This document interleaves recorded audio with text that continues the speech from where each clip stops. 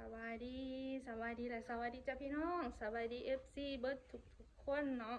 ยินดีต้อนรับเข้าสู่ช่องให้ดีซาร่าคือเก่าจ้าพี่น้องคลิปนี้สแครกับสิไปถ่ายบรรยากาศเปิดงานบุญนมัสการพระสาเทือนหินเนาะพี่น้อง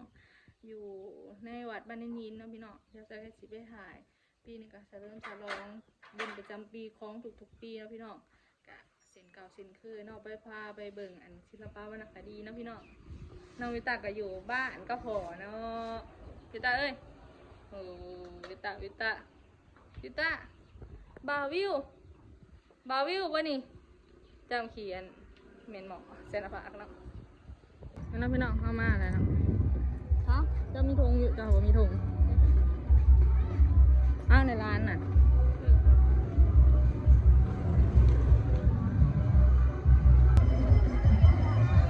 พอแล้วงามแล้ว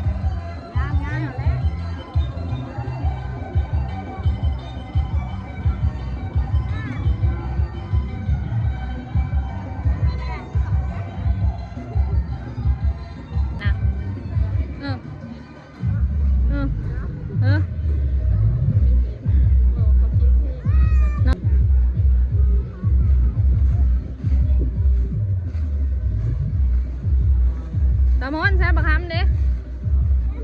เอ้าใช้เด้อใช่ป่ะนี่เพื่อนจะไปนำเอาไปขี่มาใช้เด้อบอกโศกข้ามสำหรับผสมฤดีเอกมาด้วยก็เริ่มเที่ยวเรื่องไฟพุทธองเรื่องไฟพุทธองเป็นเรื่องไฟพร้อมนำตนาพี่น้องใช่หนังที่ยันนี่เราหูเลิศเนาะวะนี่เราหูเลิศเนาะ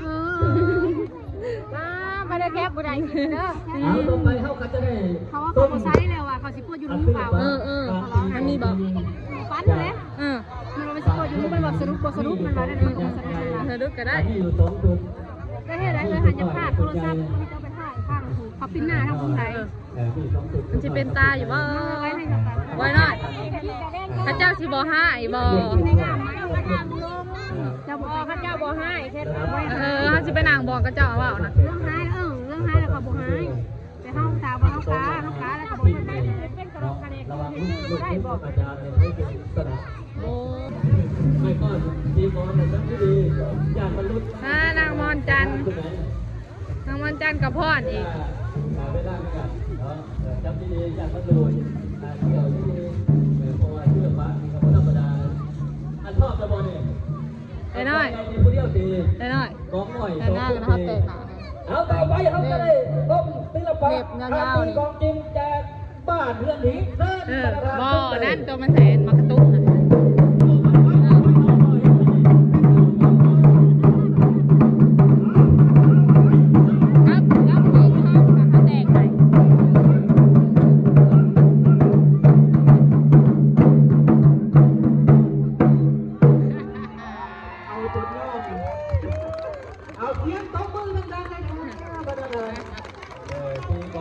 เอาของคนตีย่องเนาะ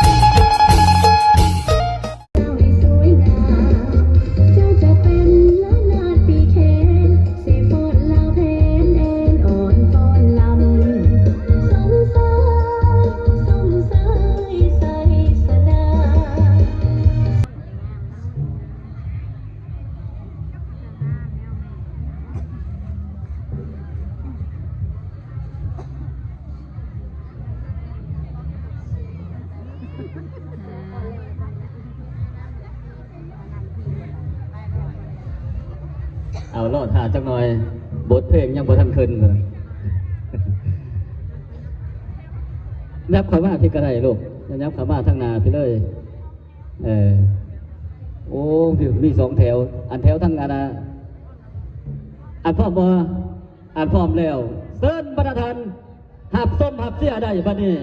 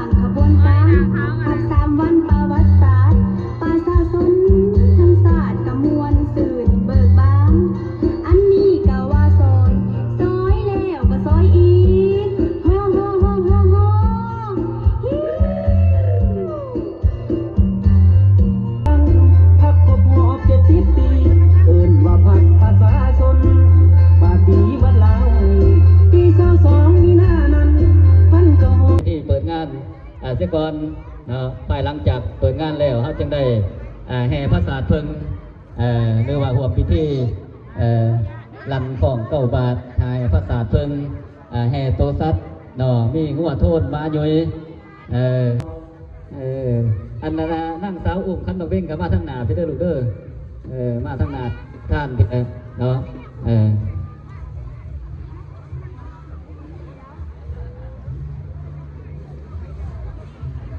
อันกับทหารเท่าในกาหลายเกือบว่าลอยทหารมานี่ ทหารองครักษ์เนาะในการสั่งในการก่อสร้างปราสาทเทือนหินปราสาทเทือนหินก็เป็นมรดกแห่งศาสตร์ประจำศาสตร์ของพวกเขาเนาะซึ่งได้รับห้องในวันที่19ที่ผ่านมาเอาพินาก็ต้องบุรุษทั้งประธานเป็นคนเด้ออันเลี้ยนใครงามๆลูกเลี้ยนใครงามอากาศกาเพิ่นยาดอกเนาะอกซี่กระไรอยู่ปะนี่สิบ่เป็นอย่างดอกฤดูนี่ก็เป็นฤดูที่ใบปงใบก็บ่อยากล้วงหลากหลายปันดอกอกซี่ก็หักมีเนาะก็บ่เป็นอย่างมื้อนี้ก็เตรียมความพร้อมเบิดทุกภาคทุกส่วน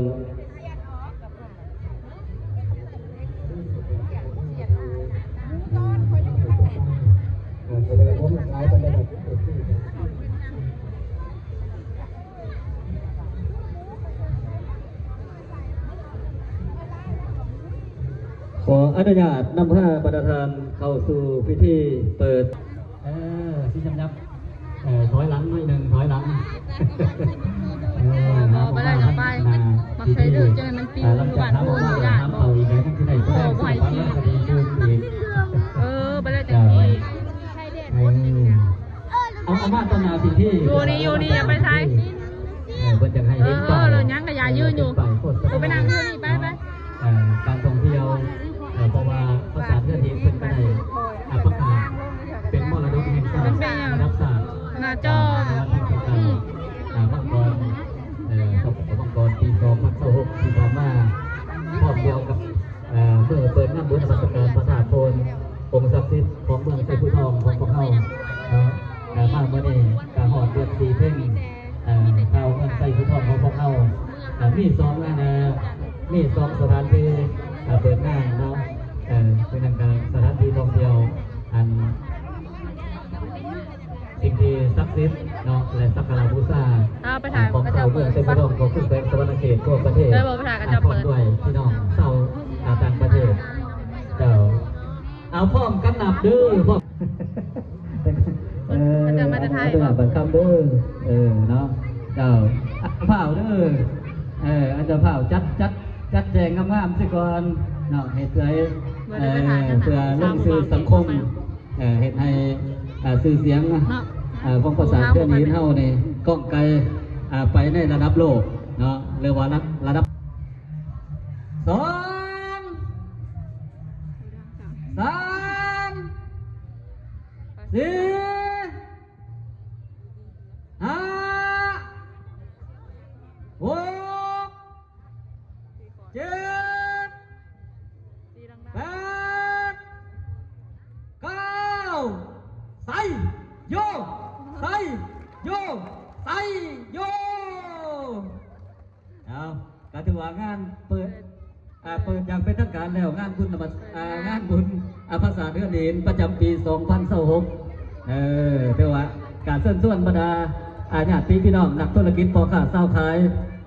เนาะกามาร่วมจับจองเป็นเจ้าของได้สถานที่สถานที่ขายเนาะเอาถ่ายรูปร่วมเป็นสัญลักษณ์เนาะแห่งการตักน้ำทำบุญอย่างใหญ่ใส่สวยกว่ามาในกระบอกโซนาโบเนาะเรียกว่าเป็นโมซออยู่ทางทิศใต้ของเมืองไซผู้ทองต่อกับเมืองสมพรเป็นโมซอสายแดนเนาะระหว่างเมืองสมพรกับเมืองไซผู้ทองเนาะขอเสียงตบมือต้อนรับคณะบทพรจากโมซอนาโบ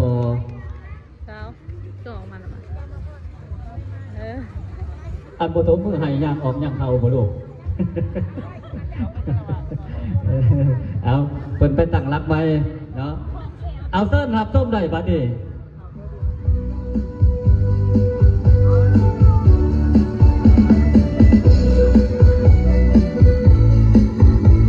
สุดตัวนี้ครับสุดจำหนึ่งนะ